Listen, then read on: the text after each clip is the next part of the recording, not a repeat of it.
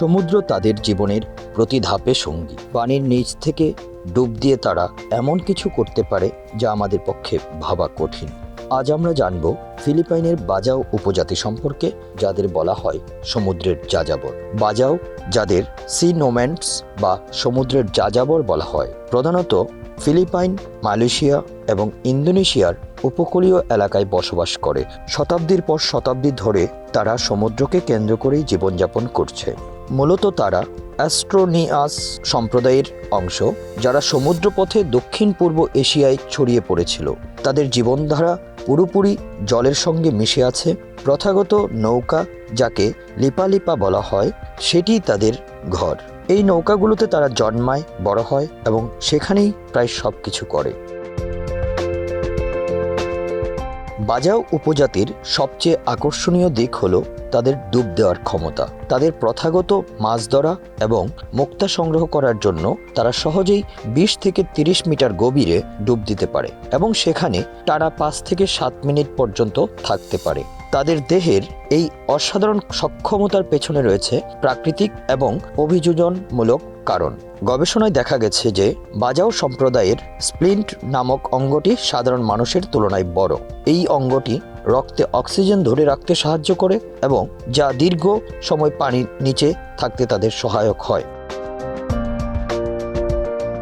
তাদের ডুব দেওয়ার সময় শ্বাস প্রশ্বাসের কৌশল, মনোযোগ এবং শারীরিক নিয়ন্ত্রণ সত্যিই বিস্ময়কর। বিজ্ঞানীরা মনে করেন প্রজন্ম থেকে প্রজন্ম ধরে সমুদ্রের সঙ্গে মানিয়ে নিতে তাদের শরীরে এই অভিযোজন তৈরি হয়েছে। বাজাও উপজাতির জীবনের সমুদ্র ও তাদের জীবিকার উৎস নয়, এটি তাদের সংস্কৃতির গভীর শিকড়েও প্রথিত। সমুদ্র তাদের গান, নাচ এবং গল্প বলার প্রথায় এক অবিচ্ছেদ্য প্রতীক হিসেবে উঠে আসে। প্রতিটি ঢেউ, জোয়ার এবং স্রোত যেন তাদের জীবনধারার গল্প বলে। তারা বিশ্বাস করে যে সমুদ্র তাদের জীবন দেয় এবং তাদের রক্ষা করে। অনেক সময় দেখা যায় তারা সমুদ্র দেবতার প্রতি শ্রদ্ধা জানাতে বিশেষ ধরনের অনুষ্ঠান করে। বাজাও সম্প্রদায়ের আরেকটি উল্লেখযোগ্য বৈশিষ্ট্য হল তাদের মৎস্যজীবন। প্রথাগতভাবে তারা হারপুন বা ছিপ ব্যবহার করে মাছ ধরে। এছাড়াও মুক্তা ও সামুদ্রিক শামুক সংগ্রহ করাও তাদের জীবিকার অংশ। সমুদ্রের সঙ্গে এত নিবিড় সম্পর্ক থাকা সত্ত্বেও বাজাও সম্প্রদায়ের জীবন এখন হুমকির মুখে। আধুনিক যুগের জলবায়ু উন্নয়ন, পরিবর্তন এবং সমুদ্র দূষণ তাদের জীবিকা ও বসবাসের জন্য এলাকাকে ক্ষতিগ্রস্ত করছে।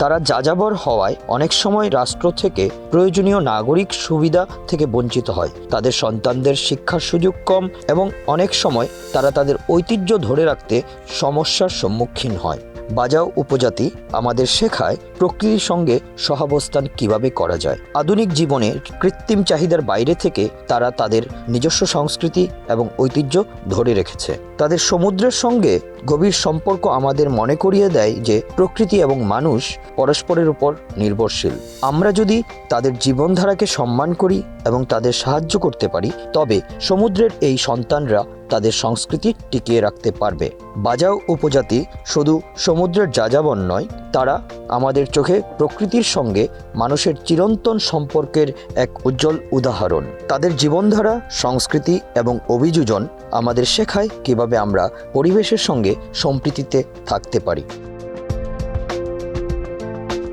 Bangla affairs news desk.